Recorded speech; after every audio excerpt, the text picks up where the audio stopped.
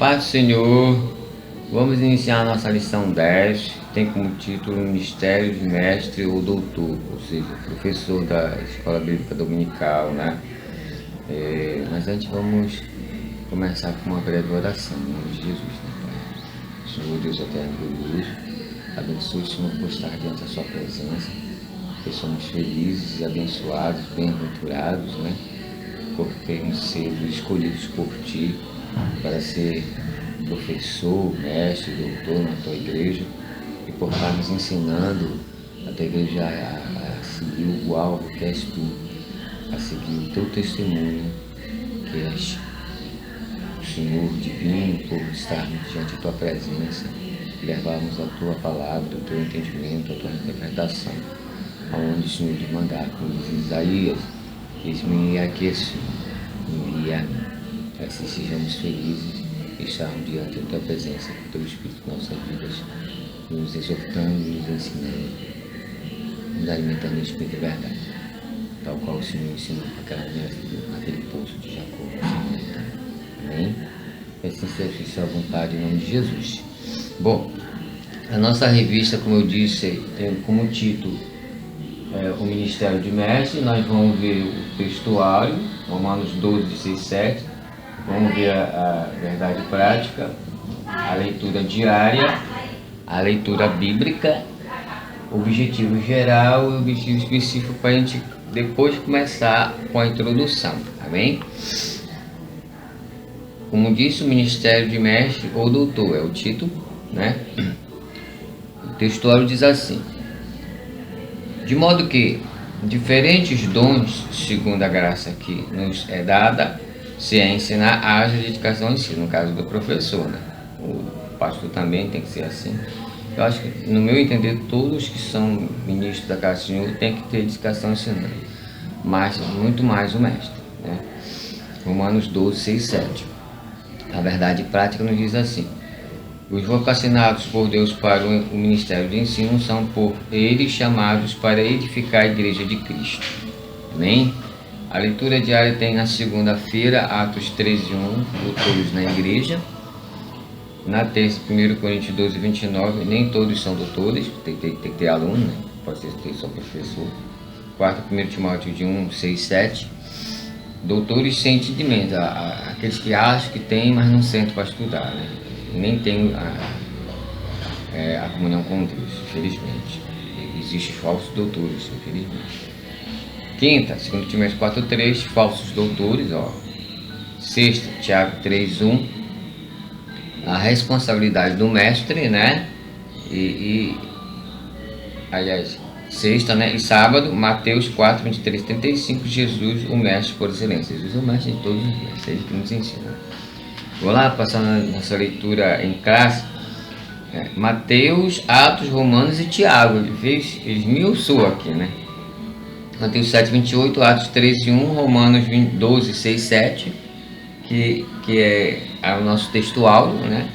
E Tiago 3, 1. Mateus 7, 28. E aconteceu que, concluindo Jesus esses discursos, a multidão se admirou da sua doutrina, né? Para a autoridade dele, né? Porquanto os ensinavam com autoridade, viu? E não como os escribas, né? Alta eloquência, pouca espiritualidade. Atos 13. Na igreja que estava em Antioquia, havia alguns profetas e doutores. Quem eram esses profetas e doutores? A saber, Barnabé, né? E Simeão, chamado Níger, né? E Lúcio, Cirineu e Manaém, que foram criados com Herodes, né? O tetrarca e Saulo, ele era Saulo. Romanos 12. De modo que, tendo diferentes dons segundo a graça que nos é dada, se é profeta, seja ele segundo a medida da fé, né? Aí vai para o fé. Se é ministério, seja o ministério de ensinar, a dedicação ao ensino, né? Tiago 3, 1. Meus irmãos, muitos de vós não sejais mestres, sabendo que receberemos mais duro juízo. Mas isso faz parte para mim. Para quem não quer, não se meta, né? Não aceite, porque Deus dá o dom. Mas se você vai aceitar ou não, outros 500. Eu aceitei com prazer, mesmo não tendo o dom, mas Ele me deu. Então ele só está aflorando cada vez mais esse ministério em minha vida. Amém? Eu agradeço em nome de Jesus. Aí vamos para o objetivo geral, né? Que é retratar a missão do Ministério de Mestre, dizer o que ele é, na igreja, o que ele faz. E os objetivos específicos são os tópicos, né? O primeiro tópico que a gente vai apresentar, que Jesus é o mestre da Galileia e mestre por excelência. Ele andava na Galileia todinha ensinando. Identificar a ordem de Jesus aos seus discípulos para ensinar a igreja do primeiro século. Ele fez discípulos para ser mestres, para fazer outros mestres. Então tem que ter discípulos, né? E o terceiro tópico vai falar a importância do dom ministerial do ensinador na igreja local. É importante, mas nem toda igreja reconhece isso não. Algumas nem colocam professores, algumas investe, outras colocam, mas não reconhecem, e outros nem sequer tem. Mas olha aqui, o terceiro tópico eu repito. A importância do dom ministerial de ensinador na igreja local. Então é importante a igreja ter um professor e que todos reconheçam e invistam neles, porque Jesus é um mestre por excelência, acabamos de ler, e temos que ter mestre na igreja sim, temos que investir, dar importância a eles sim. Na realidade, isso deveria ser um cargo na igreja efetivo como presbítero, diácono, evangelista, pastor, mas eu não vejo isso, mas amém. Seja dada a graça ao Senhor. Vamos continuar nossa lição, né? Indo pela introdução.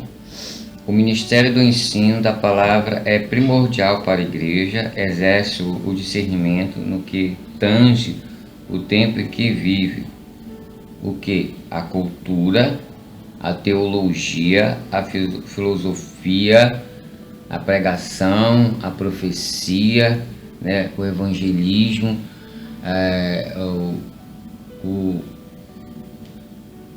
o instruir a igreja, né? O pastorear, o supervisionar, o administrar, e aí vai. Tão importante é a função do mestre na igreja que as escrituras declaram o quanto ele deve esforçar-se intelectualmente, né, para exercer tal nobre tarefa. Romanos 12:7. Romanos 12:7 está aqui, ó. De modo que tem diferentes dons, segundo a graça que nos é dada, se a ensinar, haja dedicação ao ensino. Se a ensinar, haja dedicação ao ensino. 1 Timóteo 4:13. 1 Timóteo 4:13. O que diz 1 Timóteo 4:13?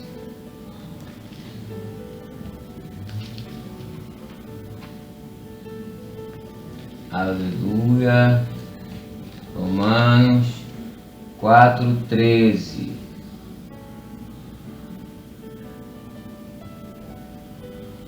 Persistir em ler, exortar, ensinar até que eu vá.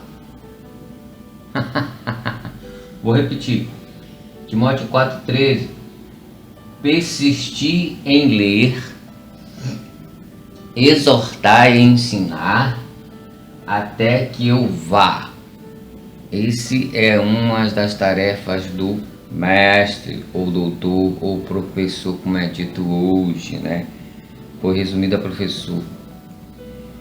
Lembrando que os hebreus, antigamente até hoje, dão uma relevância excelente aos mestres, aos doutores ou professores, como você queira chamar. Na igreja, no caso deles, na sinagoga, né?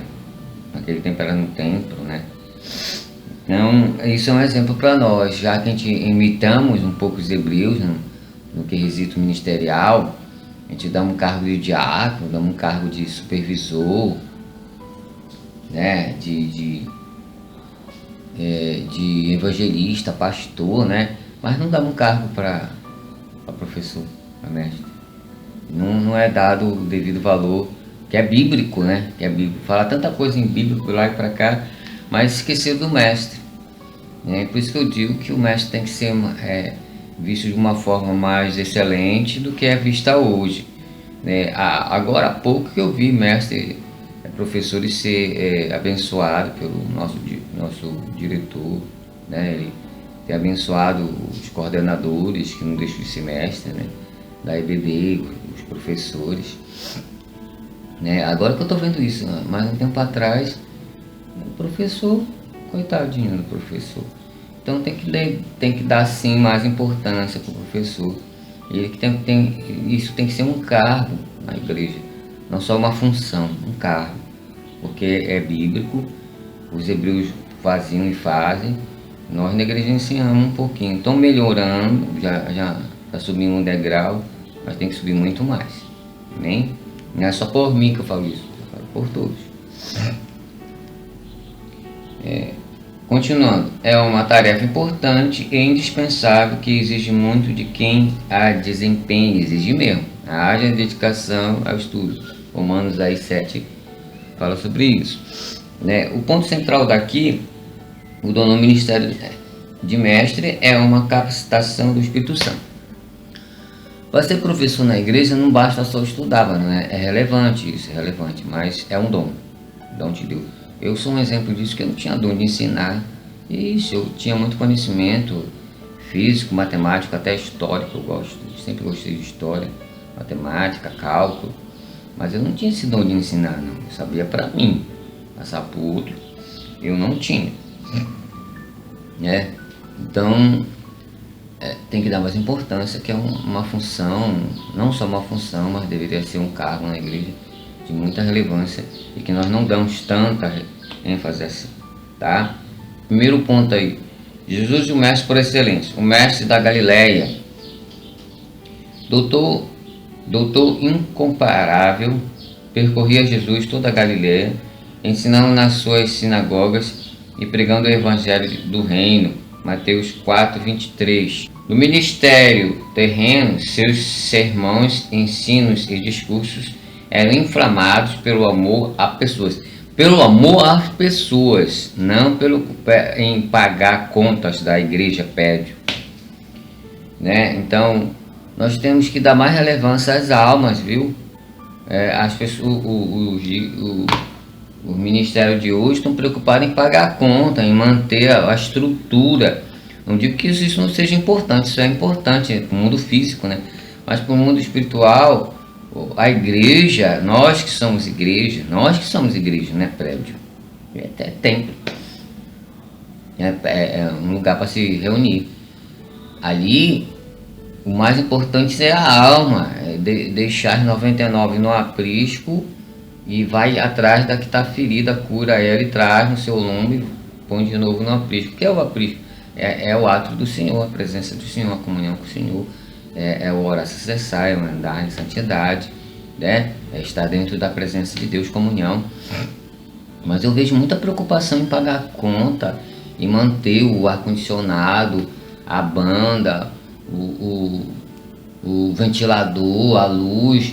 Eu volto a dizer, isso é importante, mas não mais importante do que as almas. A gente tem que priorizar primeiro o reino de Deus e a sua justiça, e a conta, o ar-condicionado, a banda, a luz, o prédio, são as outras coisas. Nós estamos dando mais importantes a isso aí e esquecendo a alma, ou seja, estamos sendo mais administradores do que curadores espirituais das almas que estão feridas. Então, volto a dizer que isso aí são as outras coisas, o mais importante são as almas. Então, primeiro a gente cuida das almas e, na consequência, nós cuidamos de administrar o prédio. Não ao contrário, estamos administrando mais os prédios e esquecendo, né, das almas. Infelizmente, é isso que está acontecendo. Desculpe a pandemia, não. Sempre teve problema. A pandemia só é uma delas. Ensinar com autoridade, pelo amor às pessoas, né? Mateus 4:13, o que ele falou aqui? Aqui ele está dizendo, está mostrando os lugares que Jesus andava, né? Mateus 4:13, né? Habitou em Cafarnaum, ele morou ali na casa de Pedro durante um bom tempo, né? Cidade marítima, né? E nos confins de Zebulon e Naftali, redondeza da Galileia, onde ele ensinava, né? Passava a ensinar. Em Mateus 7:28, Ele ensinava com autoridade. 7:28. Autoridade, que autoridade é essa, irmão? 7:28. Vem pra cá. Olha, a autoridade de Jesus, né? 28. E aconteceu que, concluindo Jesus este discurso, a multidão se admirou da sua doutrina, né? Porquanto os ensinava com autoridade e não como os escribas.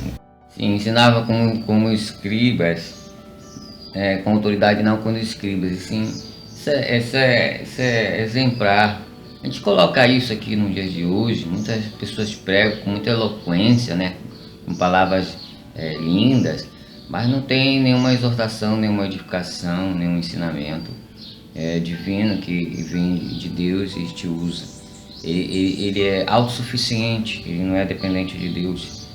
Então ele edifica, ele se chama agora para si mesmo, né? No caso dos fariseus, vamos exemplo para hoje. No caso de Jesus, quem se deixa usar por ele mostra coisas inefáveis para a igreja é exortada, edificada, ensinada, né? Então é essa a diferença do mestre verdadeiro, do mestre falso. O mestre falso quer chamar agora para ele, quer achar que ele é o cara, como diz o irmão, mas o cara aqui é Jesus, não somos nós não somos o tecido da sua vontade. A verdade emanada da pessoa de Jesus, os que ouviram só tinham duas opções. Quem ouve Jesus tem só duas opções: ou ama ele ou odeia ele, né? Era impossível ouvi-lo ficar diferente. Jesus transformava a consciência do acomodado e aquietava o coração do perturbado. Jesus transformava e transforma ainda a consciência do incomodado. Está incomodado com o quê? Então ouve Jesus que deixa de ficar incomodado, começa a ver a verdade e aquietava o coração do perturbado. Venha a mim, vós que são cansados, porque o meu jugo é leve e suave. Isso é importante, Amém? Então esse é o primeiro ponto, o mestre da Galileia, mostra mais ou menos o que ele fazia ali na cidade de Cafarnaum, né? Naftali, né? Por onde, como ele ensinava, os lugares, como ele fazia, o que ele deixava, o que ele transformava, o que ele tocava, né? Segundo ponto, o mestre divino. Em visita a Jesus, um mestre da lei chamado Nicodemos, agora a história de Nicodemos, né? Educado nas melhores escolas religiosas de Israel e grande conhecedor das escrituras hebraicas, reconheceu em Jesus um personagem incomum no seu tempo, João 3:1-2. Esse mesmo fariseu, Nicodemos era um fariseu, que era príncipe dos judeus, né? Afirmou que o nazareno não poderia fazer o que fazia se Deus não fosse com ele. Jesus é chamado mestre cerca de 45 vezes ao longo do Novo Testamento. Essa história do Nicodemos é interessante porque ele foi escondido à noite com o mestre para não ser reconhecido pelo sinédrio, os fariseus lá, os saduceus. Ele era próprio um fariseu, era um príncipe de lá. Então ele chegou lá com Jesus e perguntou: você que faz sinais, né? Você faz sinais, isso vem de Deus, senão o senhor não estaria fazendo tantos sinais bons. Você é um mestre, né? Mestre do Senhor. Ele me diga o que é preciso ganhar o reino dos céus, é preciso nascer da água do vinho. Aí senão tem que voltar para a amada da minha mãe. Não. Verdadeiramente você tem que nascer da água do vinho, senão você não entrará no reino dos céus. E vocês prestem atenção que ele era mestre em Judá, não sabe que você é mestre em Jerusalém, no Sinédrio, é príncipe, é fariseu, e não sabe o que é nascer de novo. Todos nós nascemos da carne, isso é comum para todos os outros, mas para nós nascermos, para nós entrarmos no reino do céu, nós temos que nascer da água e do sangue. A água é a palavra. Você tem que meditar na palavra, é Deus te orientando. Você medite, não saia do livro da lei, nem de dia, de noite, nem para a direita, nem para a esquerda, para que não pereça, e permaneça no caminho do Senhor, para que te dê ânimo e vida com abundância, né? Misturei várias coisas aí, mas o sentido está certo. E o sangue é o laço, é a união, é a aliança que Cristo fez contigo. Deus derramou seu sangue até a última gota, como moeda, para nos pagar os nossos pecados. Então tem que ter esse nascimento da água, palavra, e da aliança com Cristo, sangue, sacrifício perfeito. Cristo só fez uma vez. Antes faziam várias vezes e não adiantava, que era só coberto, mas Cristo só fez um sacrifício e derramou seu sangue, a moeda paga por nos libertar de nós mesmos. Não havia sacrifício que pudesse ser feito para isso. Por isso que Deus mandou seu Filho unigênito, João 3,16, para que pelo seu sangue, pelo seu sacrifício, pudesse pagar o impagável, os nossos pecados. Então é importante nascer da água e do vinho, né? Do sangue, para que possamos ter vida eterna. Sem isso, não adianta eloquência. Amém? Terceiro ponto, mestre da humildade. A fim de ensinar os discípulos acerca da humildade, Jesus levantou-se da ceia, retirou-se as vestes e, tomando uma toalha, cingiu-se. Depois pôs água numa bacia e começou a lavar os pés dos discípulos. João 13, 4, 5 é onde nós paramos. Justamente ele fala dessa situação de Jesus lavou os pés dos seus discípulos, mostrando humildade. A situação é o seguinte: Jesus estava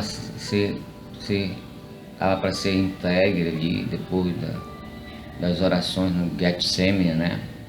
Getsemane significa prensa, né? É onde justamente eles prensavam o óleo, né? É por isso que é Getsemane, prensa. Então, antes disso, ele disse que ia ser entregue pelos homens e que ele ia morrer, mas ele ia ressuscitar no terceiro dia. Então, os discípulos começaram a cogitar quem dentre eles ia ser o líder. Aí um ficou dizendo: eu vou ser o líder, eu vou ser o líder. Aí Pedro disse: não, eu vou ser o líder porque você me faz mais velho. E nessa confusão, eu vou ser o líder para lá, eu vou ser o líder para cá, Jesus pegou uma vasilha, pegou a toalha, se inclinou e começou a enxugar os pés deles. Aí todos se espantaram, vendo o mestre não limpa os pés. Essa função era do escravo mais humilhado, né? Que tinha a função de limpar os pés das pessoas que chegavam da estrada, onde ficava ali na porta, aí tirava suas percatas, sentava no banco e limpava os seus pés. Então era a função do escravo mais escravinho, aquele mais relezinho. E Jesus se colocou na posição desse escravinho assim, relezinho. De mestre, criador de todas as coisas, ele deu o exemplo de mulher. Aí quando chegou na vez de Pedro disse: não, tu não vai lavar só meus pés, tu vai me lavar o corpo todo. Aí Jesus disse para ele: tu já foste lavados pela água, pela palavra. Me deixa agora fazer isso, tu não vai entender agora, mas no futuro tu vai entender. Ou seja, o que Jesus queria dizer?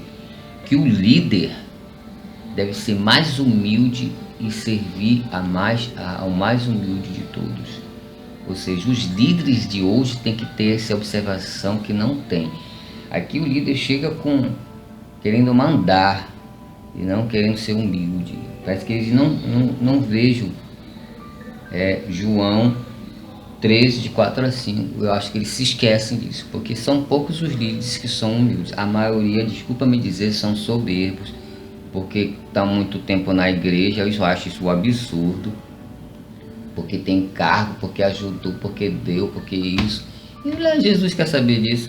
Jesus quer saber de tu ser humilde e tratar bem as ovelhas e ser amigos e amoroso. Não quer saber se tu dá dinheiro, se tu tá há 30 anos na igreja. Isso é um erro humano, completamente fora do contexto bíblico, completamente da palavra de Deus. Eu sou contra líderes que gostam de se achar melhores do que os outros. Líder, para mim, tem que limpar, tem que ajudar, tem que pregar. Pregar, prego, né? Pregar a palavra. Aí depois ele vai lá, evangeliza, exorta, edifica, ensina, prega, administra, né? Mas em primeiro lugar, tratar bem as pessoas. Isso está sendo cada vez mais difícil entre os líderes. Não sei o que é isso. Eu acho que é porque eles estão preocupados mais em manter o prédio do que manter as almas. Isso tem que ser revertido, né? Eu estou batendo nessa trega já há uns dias porque eu estou vendo, sai um, entra outro, e ele vê mais com preocupação com dinheiro do que com a alma. Sangue de Jesus repreenda. Líder tem que cuidar de ovelha. Cuidar do templo, pedra, é consequência, tá? Se a ovelha é bem tratada, se a ovelha é bem amada, se a ovelha é bem conduzida, ensinada, orientada, edificada, exortada, de bom ânimo, ela vai dar com bom grado e vai sustentar a igreja. Se a ovelha for maltratada, ofendida, ferida, expulsa, discriminada, ela vai embora e a igreja vai quebrar. Isso é normal, rapaz. Se você não trata bem a sua ovelha, ela vai embora e a igreja quebra. Aí fica aquele sufoco para pagar as contas. Aprenda a ser líder como Jesus foi. Esse é o maior exemplo de todos. Amém? Sou eu que falo, não, é a palavra.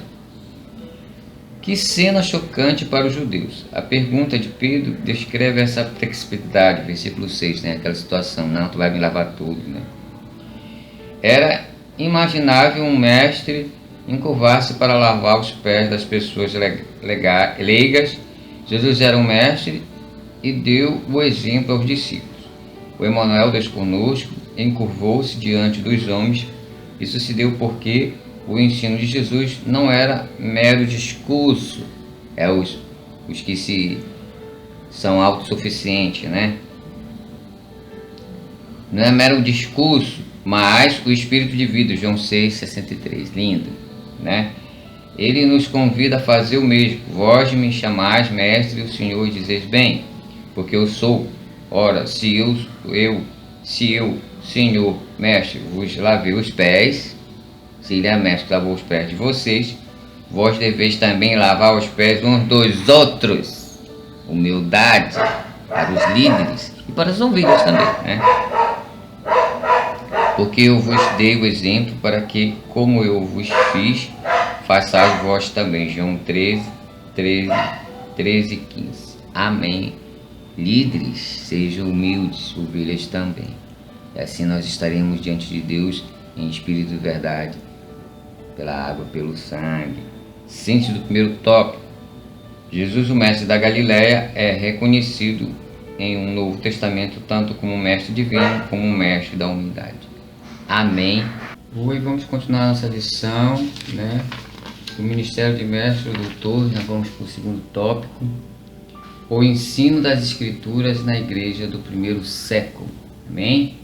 Primeiro ponto diz assim: uma ordem de Jesus. Antes de ascender aos céus de modo solene, Jesus determinou aos seus discípulos que ensinasse, olha aí, todas as nações, né?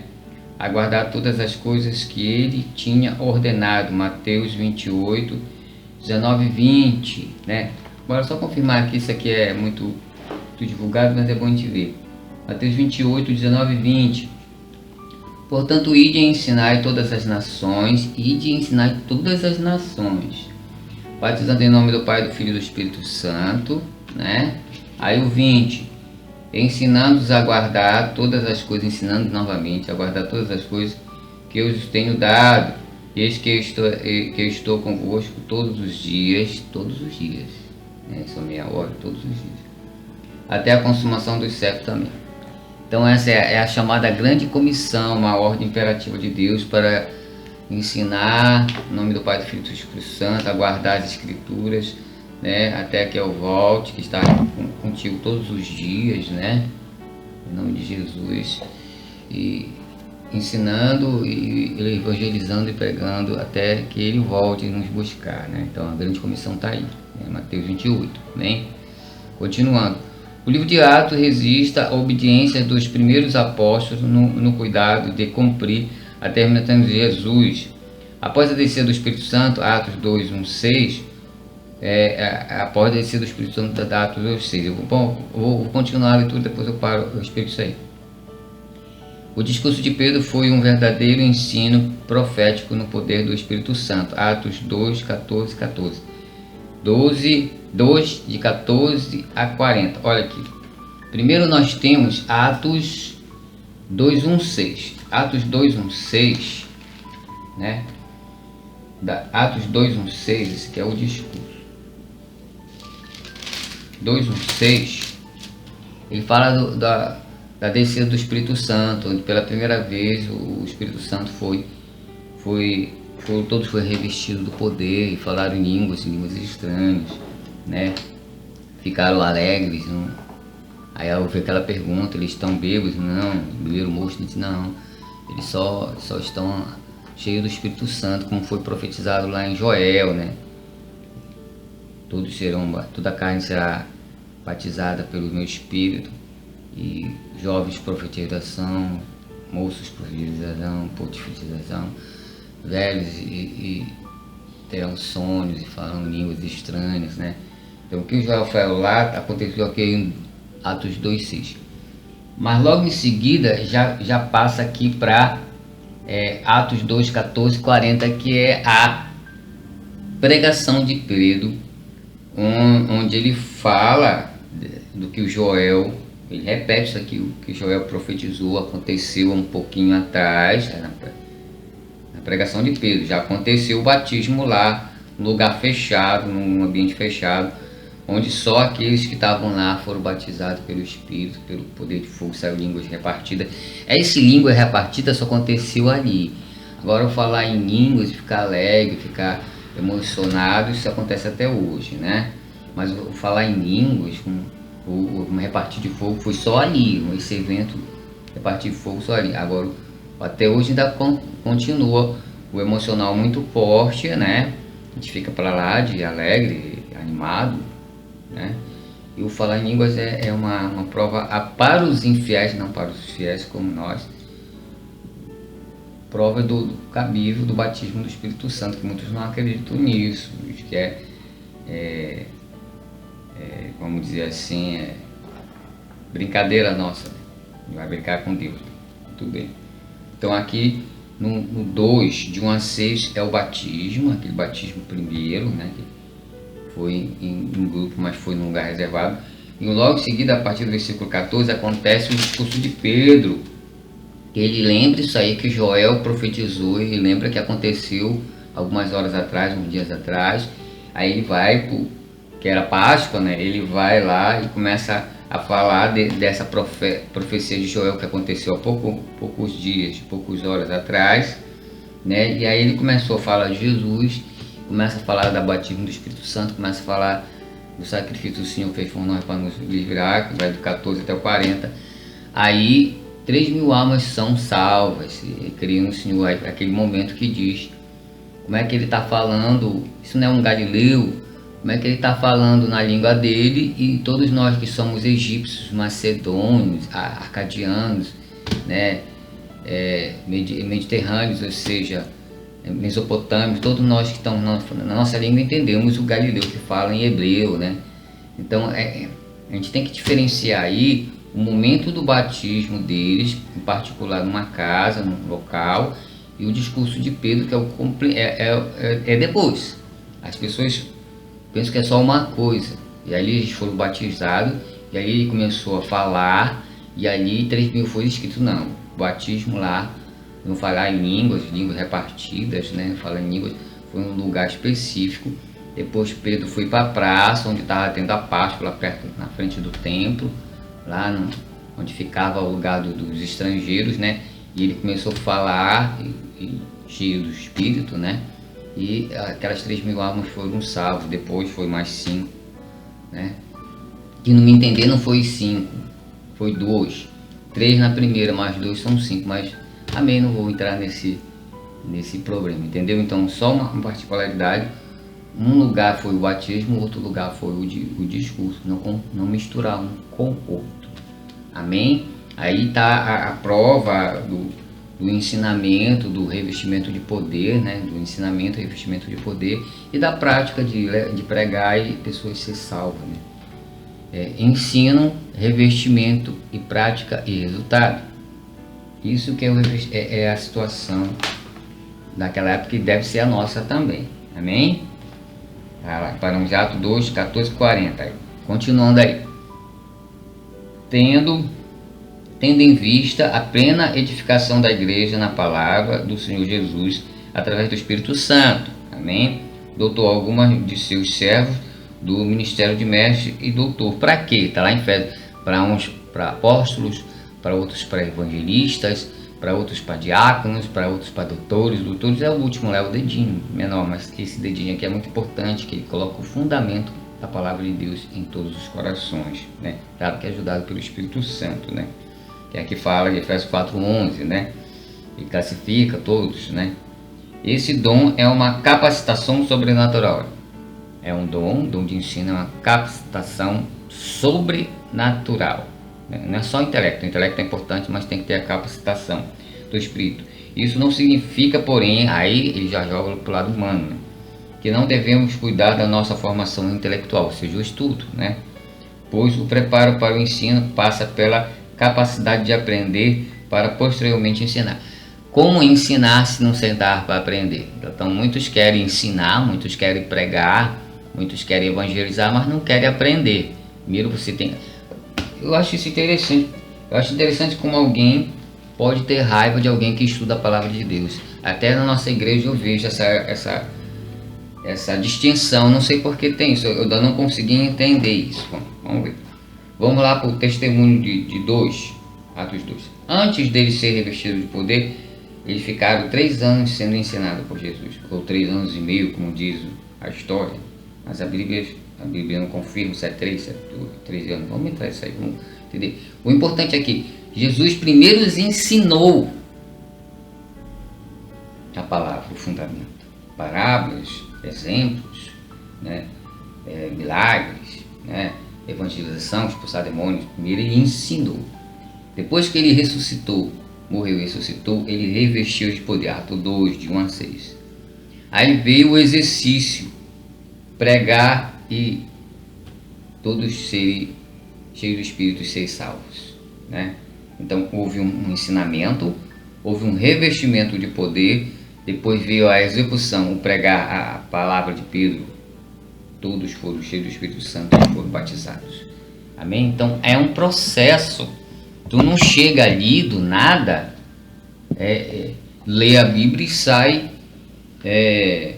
por ti mesmo, evangelizando, profetizando, vamos dizer assim, pregando, ensinando. Não, tem um mecanismo. Primeiro é ensino, depois é o revestimento de poder, se você quer uma responsabilidade com Deus. Aí ele vai te colocar como diácono, como evangelista, como supervisor, como pastor, como professor, como eu, que é na Bíblia doutor, mestre, né? De acordo com eles são no seu coração. Mas ensino, revestimento e prática. É assim que funciona. Mas eu não entendo porque determinadas pessoas implicam com pessoas como eu, que estuda a palavra de Deus. Somos teólogos. Para mim, toda pessoa que é teóloga é porque ela estuda a palavra. Então, porque tem a implicância daqueles que não estudam, só querem ler e praticar, ou só ouvir, que eu acho isso um erro, né? A gente tem que ouvir, mas a gente tem que examinar as escrituras. Então, examinando as escrituras, você vai estar estudando, e estudando você vai ser um teólogo. Então, se nós estudamos a Bíblia e estamos estudando a palavra de Deus para evangelizar, para crescer na igreja em conhecimento e em verdade, porque há essa implicância que eu não consigo entender. Desculpa, é um desabafo, mas eu não consigo entender.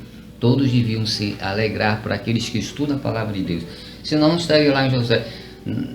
não saia da palavra de Deus, nem medite nela de dia e de noite, para que não perca e vá bem. Então isso é uma orientação, todos devem estudar a Bíblia.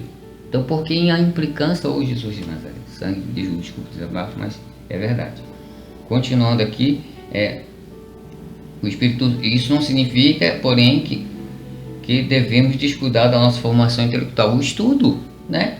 Pois o preparo para o ensino passa pela capacitação de aprender para posteriormente ensinar. Primeiro nós aprendemos a estudar, depois nós vamos ensinar. Amém?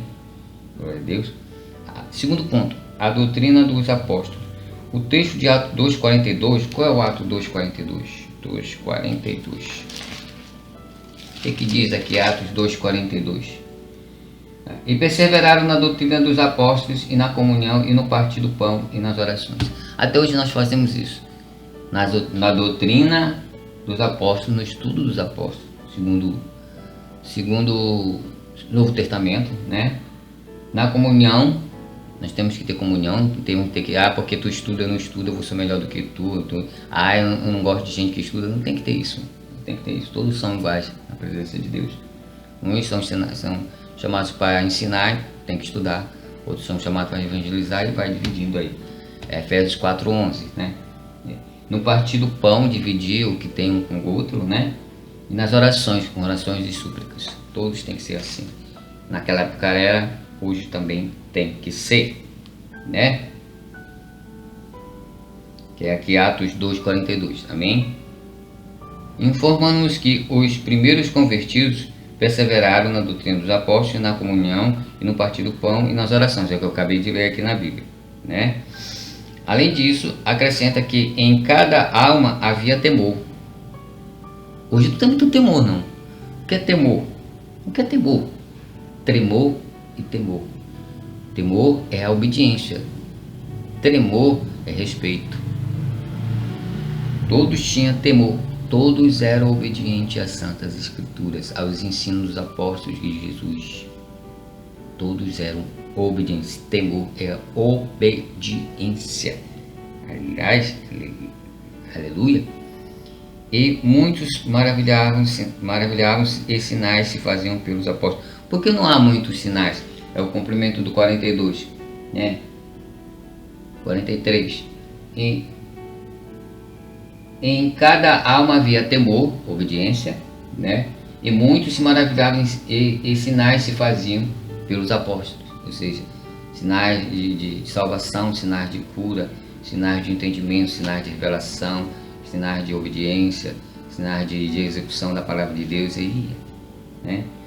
Não se atende muito com o milagre. O milagre é uma outra situação, é necessário, mas não é essencial. Amém? O milagre é importante, mas não tanto quanto a gente dá importância a ele. Amém? Então, uma observação.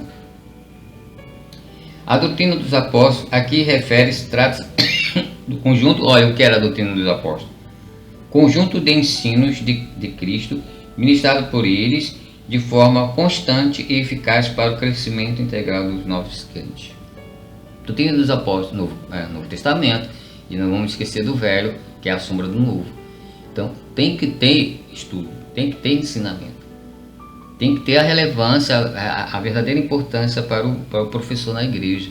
Ele não pode ser negligenciado, ele não pode ser colocado de fora, ele não ter uma função relevante na igreja. Tem que ter, é muito importante, pessoas realmente chamadas, que se dedicam ao estudo, que ensinam, que levam o fundamento de Jesus e dos apóstolos a toda criatura para a salvação de suas almas. Então é relevante, é grandioso aquele que ensina. É muito cobrado, mas é muito grandioso, em nome de Jesus, né?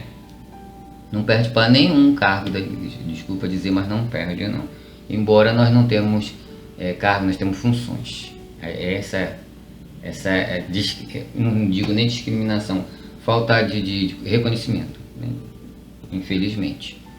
Terceiro ponto, ensinamento persistente, tem que persistir na doutrina, né? Os primeiros mestres das escrituras foram os integrantes do colégio apostólico. Os primeiros mestres foram os 12 apóstolos, né? Tirando o traidor, né?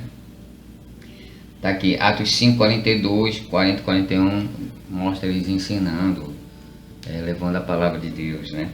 A igreja começou nas casas, onde o ensino era ministrado em pequenos grupos nos lares, falando as lições de Efésios, né? E o apóstolo Paulo mostrou-se como um verdadeiro mestre que ensinava politicamente e pelas casas, testificando tanto aos judeus como aos gregos a conversão a Deus e a fé do nosso Senhor Jesus Cristo, né? Esse ponto aqui é Atos 20 e 21.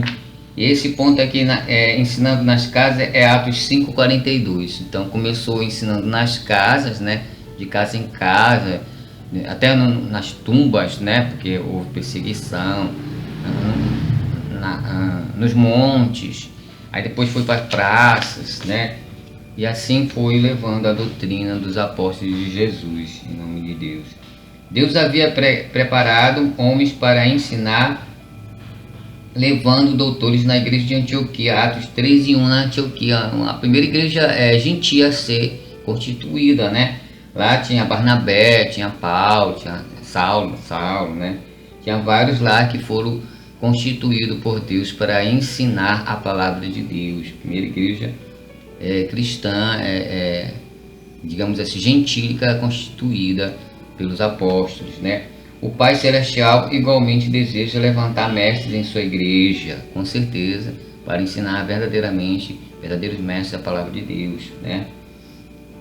Vivemos dizem que este ministério nunca foi tão necessário. É tão necessário, por isso que eu sempre digo que nós somos ignorados num certo ponto, porque nós não temos um cargo na igreja, nós temos função. E é negligenciada essa função. Essa função não é dada tanta relevância. Como eu disse um pouco atrás, agora que eu estou vendo homenagens, brindes, né?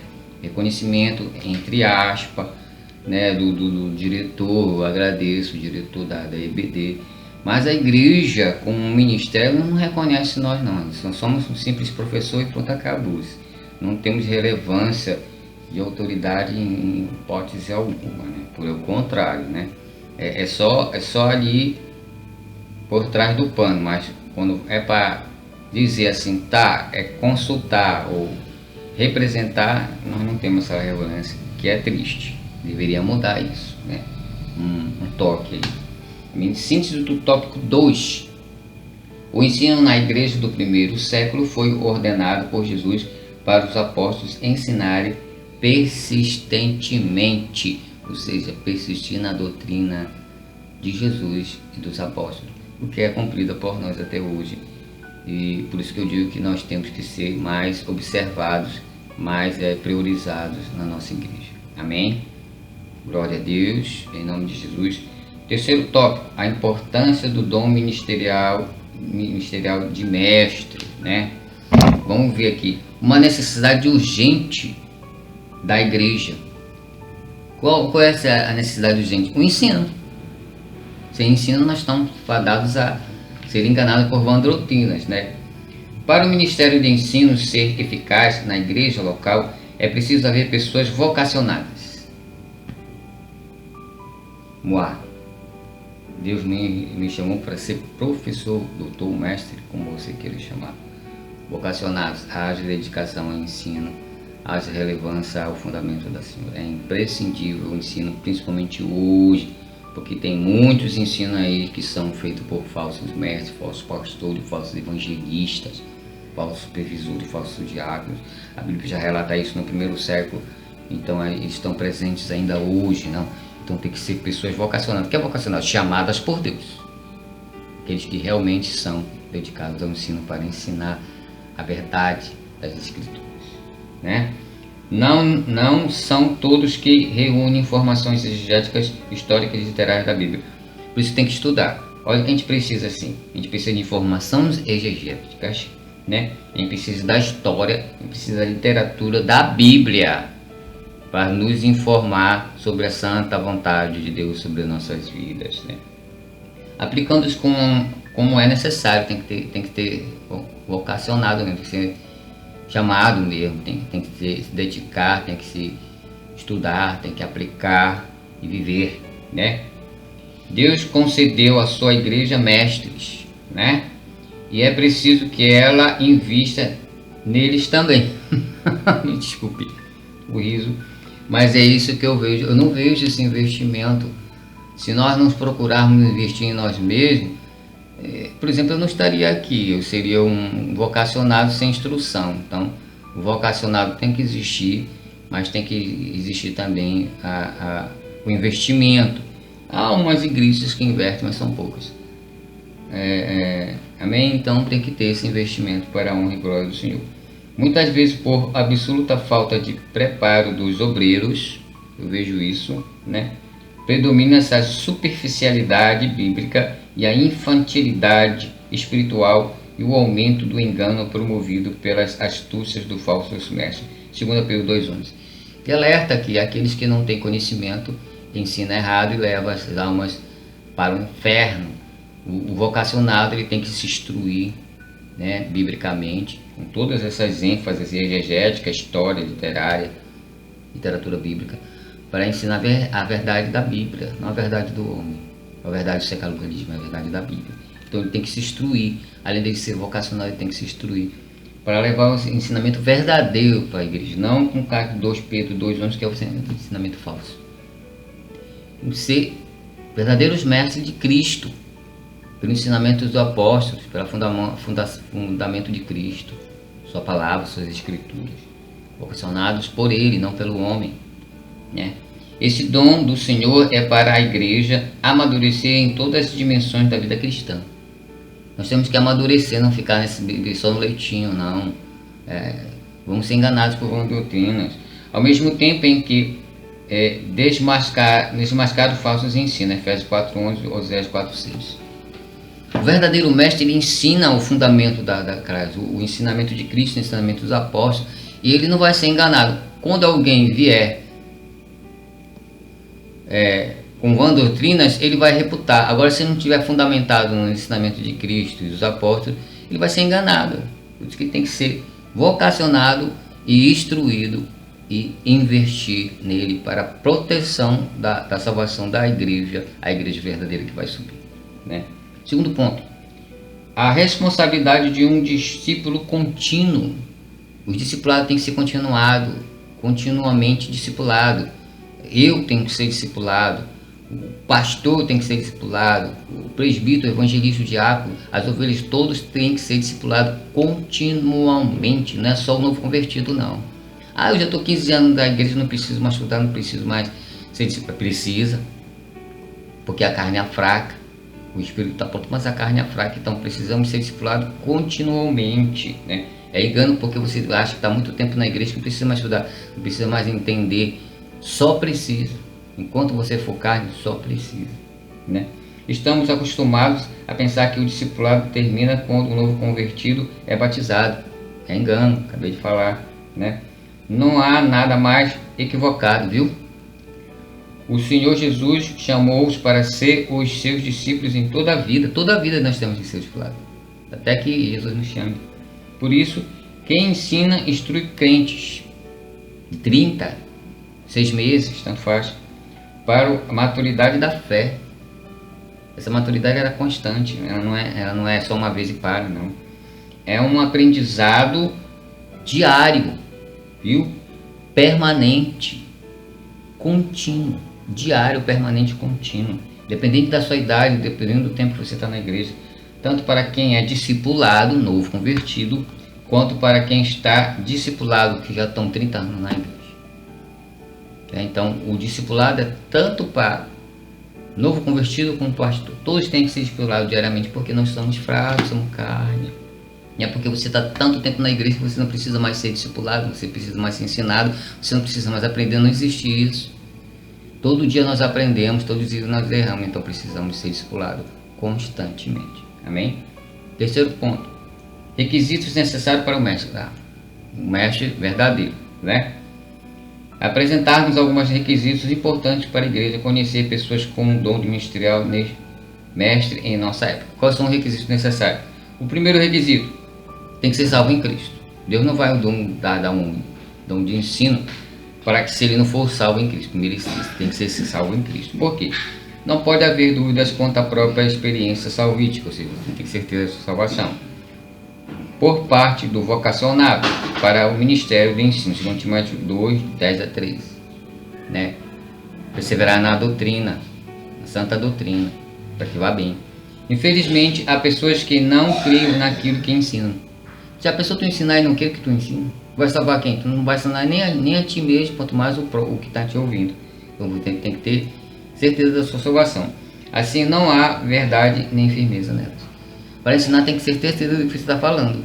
Você tem que crer. Se você não crer, seu ensinamento vai ser vão, felizmente. Qual é o segundo ponto necessário para um verdadeiro mestre? O ato de ler. Infelizmente a nação brasileira não gosta de ler. Então por isso, quando o vocacionado vem, ele tem que gostar de ler, gostar de estudar. Igual o médico se forma, mas ele nunca para de estudar. O advogado se forma, ele nunca para de estudar, né? O contábil se forma, mas nunca para de estudar. O teólogo que estuda a Bíblia, que foi chamado para ser professor, mestre, doutor da igreja, se forma por Deus e pelo homem e nunca para de estudar. Por isso que eu não concordo com a discriminação com aqueles que estudam, com aqueles que só praticam. Eu tenho que praticar, mas tem que estar estudando o tempo todo. Senão não existiria o crente de Bereia, como Paulo disse. Ele falava lá e o crente de Bereia confirmava aqui. Temos que ser crente de Bereia, está sempre confirmando nas Santas Escrituras, né? Então tem que gostar de ler, né? Se você não gosta, comece a gostar, né? Em nosso país, a leitura é um problema cultural, viu? Né? Se as pessoas leem um pouco, a igreja pouco lerá, felizmente, né? Entretanto, como ensinaremos se não termos, né? O hábito da leitura é levado a sério no ministério do apóstolo Paulo, 1 Timóteo 4,13, 2 Timóteo 4,13. Primeiro e segundo, mesmo versículo, 4,13 e 4,13. Ou seja, na leitura, o estudo e a aplicação do ensino. Amém? Tem que gostar de ler. Terceiro aspecto para ser um mestre na casa do Senhor, preparo intelectual, tem que estudar, tem que fazer um curso, né? A Bíblia é o instrumento de trabalho do ensinador cristão. Considerando esse livro milenar, veremos que a cultura e o mundo da Bíblia são diferentes do nosso. Por isso, o mestre deve compreender o mundo da Bíblia, suas questões culturais, os hebreus, linguísticas, né? E exegéticas, etc. Tudo que eles pensam e fazem naquela época, para não haver apelações fantasiosas apresentando-se com exposição da palavra de Deus. A pessoa faz muita fantasia quando interpreta a Bíblia. A Bíblia tem que ser interpretada principalmente pelo Espírito, pelo conhecimento também. O conhecimento vai o quê? Tu vai ter que entender a cultura do hebreu, né? Uma maneira dele falar, que a maneira de falar é diferente da nossa. E a exegética dele, como ele fala, para quem ele fala, e quem é o receptor. Qual o objetivo, qual o propósito, qual a causa, qual é a consequência de tudo isso. Então nós temos que aprender a cultura dele, para nós podermos transculturar para a nossa de uma forma equivalente ao que ele estava fazendo, o que ele estava pensando, o que ele queria como objetivo e propósito. Se você não fizer isso, você vai fantasiar e não vai levar a verdadeira mensagem para aqueles que estão ouvindo. Por isso que é importante estudar a Bíblia, a cultura hebreia, para que possamos ter um entendimento melhor da Bíblia e transculturar para o nosso entendimento. Amém? Então, o preparo intelectual é para isso, né? E o quarto e último ponto para ser um mestre na casa do Senhor é um coração em chamas. É aquela chama do novo convertido que nós temos sempre que renovar, né? Martin Lloyd Jones dizia que a verdadeira pregação era teologia em fogo, ou seja, primeiro amor, né? É vontade de Deus que o vocacionado ao ensino utilize os avanços das ciências bíblicas para pregar a palavra de Deus na força do Espírito Santo. Intelecto e revestimento de poder. Aí você prega como se fosse um novo convertido, cheio de Espírito, cheio de vontade, cheio de alegria, cheio de conhecimento, seja de revelação do Senhor, né? Precisamos alcançar as mentes e os corações dos nossos dias. E isso apenas será possível quando tivermos obreiros com uma mente bem preparada, guerreiros intelectuais, né? E conectada a um coração em chamas de primeiro amor, e apaixonados por Jesus. Eu tirava esse apaixonado, aqueles que amam Jesus, que paixão é sofrimento. Amor a Jesus. Tirou apaixonado, coloca amor. Atos 3, 12, 26. Amém.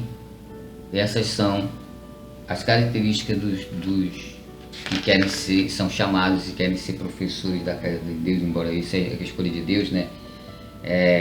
Vou repetir, tem que ser salvo em Cristo, tem que ter o hábito de ler, tem que ter um preparo intelectual para interpretar a Bíblia adequadamente e tem que ter um coração do primeiro amor. Amém? Concluindo a nossa lição, é preciso desfazer a ideia, propagando ao longo das décadas acerca do preparo intelectual do crente.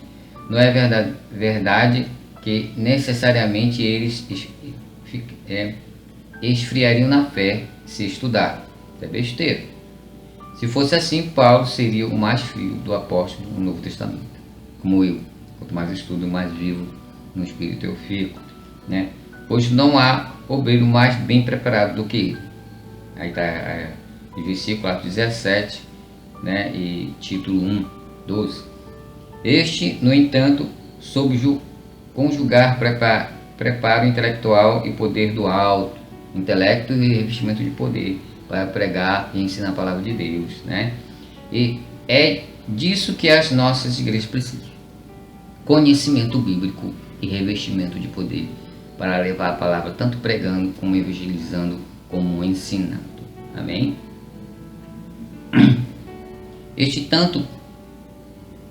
Este, no entanto, soube conjugar preparo intelectual e preparo do alto. É disso que as nossas igrejas precisam. Homens cheios do Espírito, aqui é tanto no batismo como no cheio, né? Mas do mesmo modo, com a mente iluminada para responder com a mansidão e temor, ou seja, obediência, calma e obediência, a razão da nossa esperança, que é a vinda do Senhor Jesus Cristo para nos buscar e viver eternamente no reino dos céus. 1 Pedro 3,15. Amém, eu agradeço, né? Vamos passar já para a lição 11, o presbítero, o bispo e o ancião, né? Amém? Eu agradeço, dê os seus likes, né? Se inscrevam no canal para que esse ministério seja reconhecido, seja vocacionado, seja apreciado por vocês, para que vocês tenham mais algo para juntar ao conhecimento do espiritual, da ciência do Senhor, para que todos sejam salvos, sejam fundamentados no ensino de Cristo e dos apóstolos, como foi no primeiro século, deve ser agora, até que Jesus venha nos salvar. Eu agradeço, tenham um bom dia em nome de Jesus. Amém.